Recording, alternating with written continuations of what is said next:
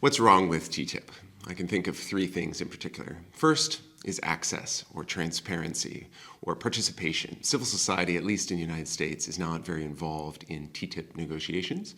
You have to have a security clearance, and even then, roughly only 9% of the working groups are devoted to anything related to civil society, nonprofits, health, environment, labor.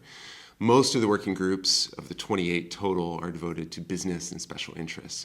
So we have real concerns about access to the documents, to the negotiations.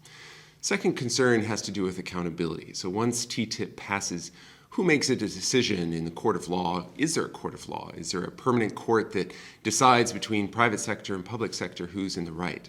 Well, these investor-state tribunals or investor-state dispute settlement mechanisms often bias private industry and private sector. The three judges often come from the private sector, and 70% of the cases so far in previous free trade agreements have gone to corporations as a result. So we have some real concerns about accountability once TTIP passes.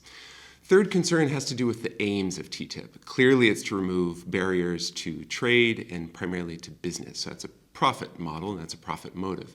But when it comes to health, environment, and labor, those aims are not embedded in TTIP negotiations, and as a result, ultimately it's bad for health, it's bad for the environment, it's bad for labor, and we've seen a precedent on that. Income inequality corresponds highly with free trade agreements.